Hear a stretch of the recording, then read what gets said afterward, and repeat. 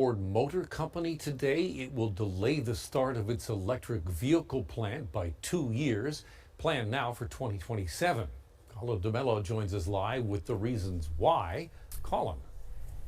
Well, a lot of surprise and shock reverberating through Oakville as 3,200 employees, Alan, found out today that their jobs could be in jeopardy. The plant is being retooled for electric vehicle production, but the market for EVs seems to be softening, which is why Ford says it's going to take a little bit of time.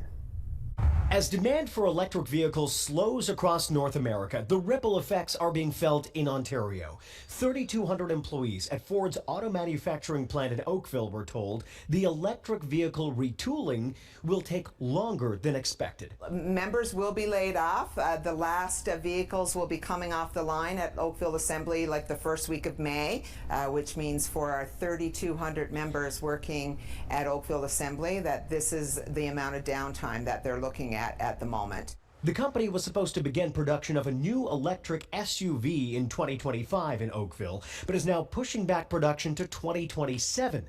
Another facility in Tennessee is also being slowed down as the automaker focuses on building more hybrids in the short term. Yeah, I don't think it's a light decision by Ford today to pause.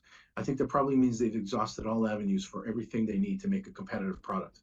The delay was met with political surprise, especially since Ontario and Ottawa are giving the company $300 million each for the retooling. Disappointing that it's going to take 3 years to retool.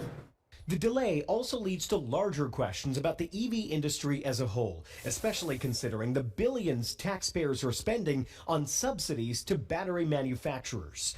Those in the auto industry say the entire system is still being set up, from the critical mineral extraction to the processing and production, while the market hasn't quite caught up. We're looking at a total transformation of the auto industry right now. So we don't expect things to go smoothly, but I have to say that this one is a bit of a tough pill to swallow. The union is urging the company to pick up the pace, a call that's being echoed by the premier. Ford has to try to retool as quickly as possible. 3 years seems like a very, very long time. And the province hopes the delays don't spread across the sector.